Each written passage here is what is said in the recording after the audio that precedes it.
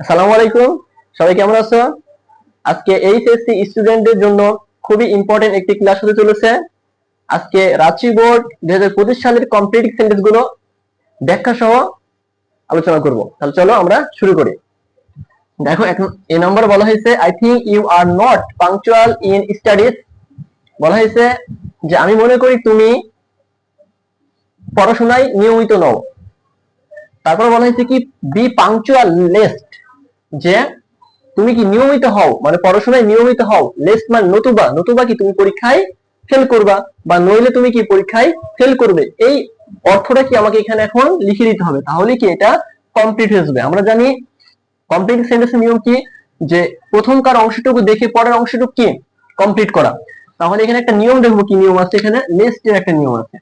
তাহলে আমরা জানি লিস্টের নিয়মটা কি ছিল, যে এই লিস্টের পর কি বসে, একটা সাবজেক্ট বসে, তারপর শুড অথবা মাইট বসতে পারে, তারপর কি বসে, ভার্বের একটা প্রেজেন্ট ফর্ম। তাহলে আমরা কি নিয়ে আসবো, লিস্টের পর একটা সাবজেক্ট বসাবো। তাহলে এখানে একটা সাবজেক্ট দেখো, প্রথমের ইউ সাবজেক্টটা আমরা এখানে বসাই দিলাম। তাহলে কি হলো, ইউ। এবার কি শুড নিব, সাবজেক্টের পর কি হবে, শুড। সেটা এখানে আমরা শুড বসাই দিলাম। এবার কি অর্থের সাথে মিল রেখে একটা ভার্বের প্রেজেন্ট ফর্ম বসাই দেবো। তাহলে কি অর্থ দাঁড়াচ্ছে, যে বি পাংচুয়াল লিস্ট মানে তুমি মনোযোগ, তুমি নিয়মিত হও কিসে, পড়াশোনায়। নতুবা কি তুমি পরীক্ষায় ফেল করবে, তাহলে ফেল করে ইংলিশটা এখানে বসাই দিতে হবে। তাহলে ফেলের ইংলিশ কি, fail, fail in the exam. তাহলে এভাবেই কি আমরা লিস্টের নিয়ম একাধিকটা অ্যান্সার করতে পারবা।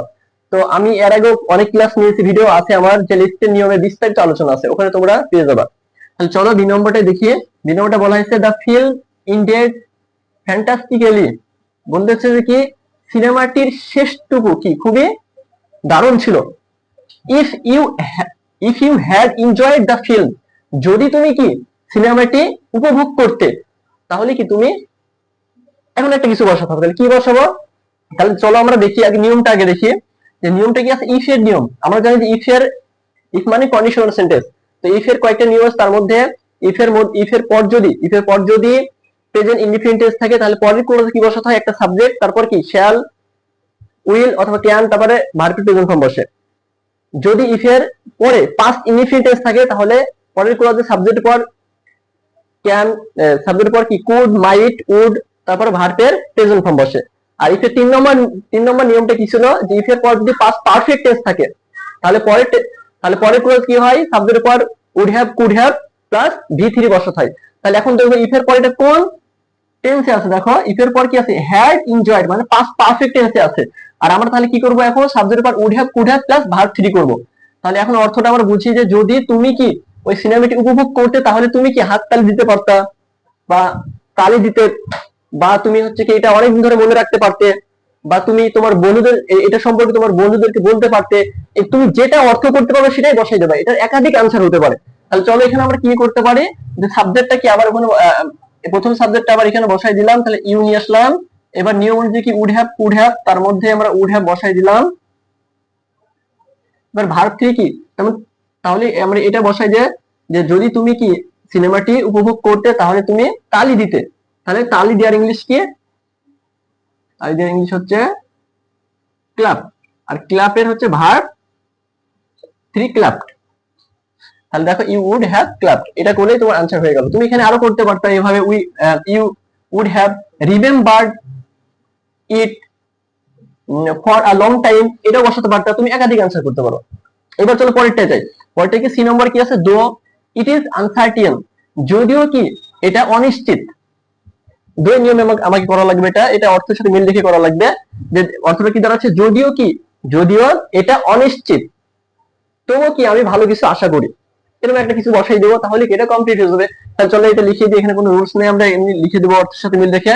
তাহলে এখানে আমরা নিয়ে আসি সাবজেক্ট আই, উই, এরপর কি করবো আমরা, hope, we hope for the best, যদি এটা অনিশ্চিত তবুও কি আমরা এটা ভালো কিছু আশা করি। দেখো ডি নম্বরটা কি আছে, Fahim could not get A plus in English. English বানানটা ভুল হয়েছে এখানে। দেখো তারপর প্রোভাইডেড বলা হয়েছে ফাহিম, আচ্ছা কুড নটটা এখানে হয়তো বা আরো ভুলে করেছে, নটটা এখানে বসানো উচিত হয়নি এভাবে। তো তবুও দেখো যে Fahim could get A plus in English provided, যে ফাহিম ইংলিশে কি এ প্লাস পেতে পারতো। প্রোভাইডেড এখানে ইফ এর ন্যায় বসেছে এখানে, প্রোভাইডেড মানে যদি। তাহলে দেখো অর্থ কি দাঁড়াচ্ছে যে ফাহিম কি ইংলিশে এ প্লাস পেতে পারতো যদি সে কি করতো, যদি সে কঠোর পরিশ্রম করতো, তাই না? এই কথাটাকে আমরা এখানে লিখে দেবো এখন। তাহলে দেখো ইফ প্রোভাইডেডও যা ইফও তাই, তার মানে এরপরে আমরা কি করব, এখন দেখতে হবে যে আমরা ইফ এর নিয়মে কি, ইফ এর নিয়ম কি ছিল, ইফ ক্লজটি যদি মানে ইফ এর পরের ক্লজটি যদি কুড থাকে তাহলে ইফ ক্লজটি কি করতে হতো, ইফ ক্লজটি করতে হয় পাস্ট ইনডিফিনিট টেন্সে করতে হয়। তার মানে তোমাকে এরপর পাস্ট ইনডিফিনিট টেন্স অনুযায়ী সেন্টেন্সটা তৈরি করতে হবে। তাহলে এখানে একটা সাবজেক্ট নিয়ে আসবো, তাহলে কে কে প্লাস পেতে পারতো ফাহিম, তাহলে ফাহিমের পূর্ণ নাম্বারে হি বসাই দিই এখানে। এবার কি সে কঠোর পরিশ্রম করে ইংলিশ বসাই দিই, স্টাডিয়ার ভার্ব টু বসালাম কারণ এটা পাস্ট ইনডিফিনিট টেন্সে করতে হবে, স্টাডিয়ার হার্ড। এই তো, তাহলে অর্থ কি দাঁড়ালো প্রোভাইডেড হি স্টাডিড হার্ড, তাহলে সে যদি কি কঠোর পরিশ্রম করতো তাহলে ফাইম কে প্লাস পেতে পারতো, মানে ফাইম এ প্লাস পেতো যদি সে কঠোর পরিশ্রম করতো। তাহলে এইভাবে কি আমরা করে ফেললাম। পরেরটা চলো, পরেরটা ই নাম্বার আছে কি scarcely had we reached the station, বলা হচ্ছে যে আমরা স্টেশনে, স্টেশনে কি পৌঁছাতে না পৌঁছাতে কি হয়ে গেল, মনে করো ট্রেনটি চলে গেল বা ট্রেনটি ছেড়ে দিল। তাহলে এই কথাটা আমরা এখানে লিখে দেবো। এখন নিয়ম দেখো কি নিয়মে পড়েছে, এটা স্কার্সলি একটা নিয়ম। আমরা জানি স্কার্সলি পর কি, scarcely dot dot, scarcely had dot dot when, তারপর এরো আর কয়েকটা নিয়ম আছে, hardly had dot dot when, আবার আছে নো সময় হ্যাড ডট ডট দেন।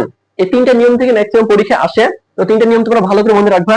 চলো দেখো তাহলে স্কার্সলি হ্যাড ডট ডট কি হোয়েন দিয়ে শুরু করতে হবে আমাকে, তার মানে এখানে আমরা হোয়েন বসাবো। এবার আমরা জানি হোয়েনের পর কি, এরপর কি করতে হয়, ভার্বের সাবজেক্ট প্লাস ভার্বের পাস্ট ফর্ম বসাতে হয়। তাহলে একটা সাবজেক্ট নিয়ে আসি, তাহলে দেখো অর্থ কি দাঁড়াচ্ছে যে আমরা কি স্টেশনে পৌঁছাতে না পৌঁছাতে কি ট্রেনটি চলে গেল বা ট্রেনটি ছেড়ে দিল, তাহলে ট্রেনটি এখানে সাবজেক্ট ট্রেন করবো আমরা, তাহলে কি হবে দা ট্রেন। এবার ছেড়ে চলে যায় ইংলিশ কি লিভ, আর লিভের এখানে পাস্ট ফর্ম করবো, লিভের পাস্ট ফর্ম কি হয় লেফট।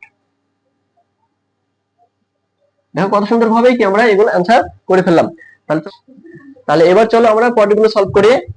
বলা হয়েছে এফ নাম্বার কি হোয়াট ইজ নট এট, আচ্ছা এটা একটা প্রবাদ বাক্য, তাহলে এই প্রবাদ বাক্যের শেষ অংশটুকু বসাই দিলে এটা হয়ে যাবে। তাহলে প্রবাদ বাক্যের শেষ অংশটুকু হলো যে কি what is not at can not be blotted,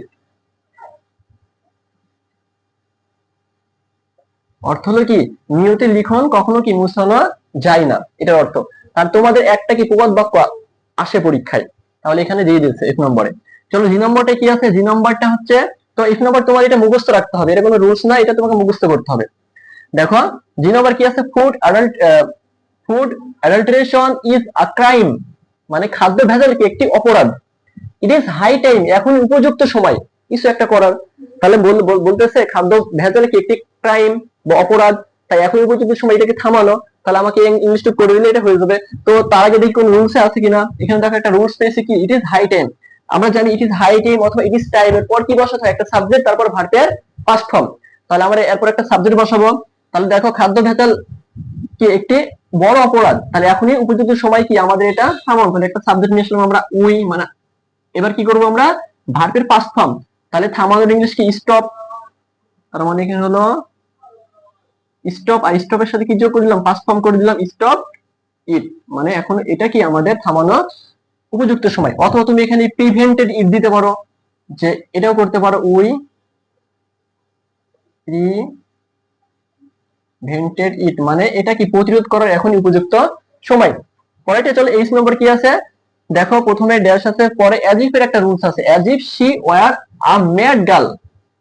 আচ্ছা অ্যাজ ইফ এর রুলসটা আগে বলি তোমাদের, যে অ্যাজ ইফ অথবা অ্যাজ যদি থাকে, তাহলে তার আগে যদি থাকে প্রেজেন্ট ইনডিফিনিট টেন্স বা প্রেজেন্ট টেন্স, তাহলে পরে করতে হয় কি পাস্ট ইনডিফিনিট টেন্সে। আর অ্যাজ ইফ এর আগে যদি থাকে পাস্ট ইনডিফিনিট টেন্স, পরে করতে হয় কি পাস্ট পারফেক্ট টেন্সে। তাহলে আমরা দেখো পরের অংশটুকু কি আছে, দেখো she were a mad girl, এটা পাস্ট ইনডিফিনিট টেন্সে আছে, তার মানে এখানে আমাদের প্রেজেন্ট টেন্সে করা লাগবে। তাহলে এটার অর্থ কি দাঁড়াচ্ছে যে as if she were a mad girl, সে কি একটি পাগল মেয়ে বা পাগল মেয়ে এরকম। হ্যাঁ আমরা পাগল মেয়ে, সে একটি, এখন কি করবো আমাকে বলা হয়েছে কি সে একটি পাগল মেয়ে, তাহলে এমন একটা ক্লজ এখানে বসাবো যারা এই অর্থের সাথে মিল খায়। তাহলে আমরা এইভাবে করতে পারি যে এখানে আমরা একটা সি বসাতে পারি, সি টক্স। দেখো সে টক্স মানে সে কথা বলে, অ্যাজ ইফ মানে সে এমন ভাবে কথা বলে যেন সে কি একটু পাগল। পাগল কি মেয়ে, সে এমন ভাবে কথা বলে যেন সে কি একটি পাগল মেয়ে। তাহলে অ্যাজ ইফ এর নিয়ম এরকম অর্থ প্রকাশ করে। তুমি এখানে একাধিক অ্যান্সার হতে পারে, এখানে এটির সাথে মিল রেখে তুমি কি একাধিক অ্যান্সার করতে পারো। পয়েন্টে চলো, আই নম্বর কি আছে, Mahin is going to build. আচ্ছা বিল্ড বানানটা এখানে ভুল হয়েছে, build, Mahin is going to build. আচ্ছা তারপর কি আছে, পরেরটা বলা হয়েছে, পরের অংশে ইট মাস্ট হেল্প হিম। আমি এখানে বলা হয়েছে কি Mahin is going to build. আচ্ছা মাহিন কোথায় যাচ্ছিল, মানে বিল্ড মানে গড়তে, মানে করতে কি তৈরি করতে যাচ্ছিল। মনে করো এখানে একটা কিছু একটা তৈরি করার নাম দিলি তাহলে হয়ে গেল। তাহলে আমরা এখানে বসাতে পারি এরকম ভাবে, Mahin is going to build a house. তাহলে মাহিন একটি বাড়ি তৈরি করতে বা বাড়ি নির্মাণ করতে যাচ্ছে, তাই কি আমি তাকে সাহায্য করবই, তাই আমি তাকে কি সাহায্য করবই। আচ্ছা পরেরটা দেখো, এইটা কিন্তু অর্থের সাথে মিলিয়ে করে দিলাম, এখানে কোনো রুলস নাই, এটা অর্থের সাথে মিল দেখে। পরেরটা যে নম্বর দেখো, আই স দ্যাট। আচ্ছা এখানে একটা কিছু হবে, পরেরটা দেখি চলো কি বলতেছে, সো আই ডিডন্ট ডিস্টার্ব হিম। তাই কি তাই আমি তাকে কি আমি তাকে জ্বালাতন করলাম না। তাহলে এখানে একটা এমন একটা অর্থ বোঝাবো জানে, বসাবো জানে এটার সাথে মিলে। দেখো আই স মানে কি আমি দেখলাম, দ্যাট যে আমি দেখলাম যে সে ঘুমাচ্ছিল, তাই কি আমি তাকে জ্বালাতন করলাম না বা ডিস্টার্ব করলাম না, এটা মিলে যাচ্ছে। বা তুমি এখানে অন্য কিছু দিতে পারো যে আমি দেখলাম যে সে খুব বিজি আছে, তার জন্য কি আমি তাকে কি জ্বালাতন বা ডিস্টার্ব করলাম না। তাহলে আমি এটা বসাই যে আই স দ্যাট, আমি দেখলাম যে সে, হি যদি এটা পাস্টে আছে, এটা পাস্ট ফর্মে আছে, এটাকে পাস্ট ফর্ম করে দেব। তাহলে কি ওয়াজ স্লিপিং, স্লিপিং। তাহলে অর্থ কি দাঁড়ালো, যে আমি দেখলাম যে সে ঘুমাচ্ছিল, সে কি ঘুমাচ্ছিল, তাই কি আমি তাকে জ্বালাতন করলাম না বা ডিস্টার্ব করলাম না। তাহলে দেখো কত সুন্দর ভাবে কি আমরা রাঁচি বোর্ড 2025 সালের কমপ্লিটিং সেন্টেন্স গুলো প্র্যাকটিস করে ফেললাম। আশা করি তোমাদের এটা বুঝতে অনেক সহজ হয়েছে, এবং ভিডিওটি যদি তোমরা পুরোটা দেখে থাকো তাহলে আশা করি তোমাদের আর সমস্যা হবে না এই বোর্ডে। তো এই বোর্ডে যে অনেকগুলো রুলস আছে, এই রুলস গুলোই কি তুমি অন্যান্য বোর্ডে কি হুবহু কমন পেয়ে যাবা। তো আশা করি তোমাদের ভিডিওটি ভালো লেগেছে। তো আজকের ক্লাসটি এই পর্যন্তই। পরবর্তীতে তোমাদের জন্য আরো নতুন নতুন বোর্ডের কোশ্চেন সলভ নিয়ে চলে আসবো। ততক্ষণে তোমরা যদি আমার চ্যানেল নতুন দর্শক হয়ে থাকো তাহলে চ্যানেলটি এখনই সাবস্ক্রাইব করে এসো। তো ভালো থেকো, সুস্থ থেকো, ধন্যবাদ।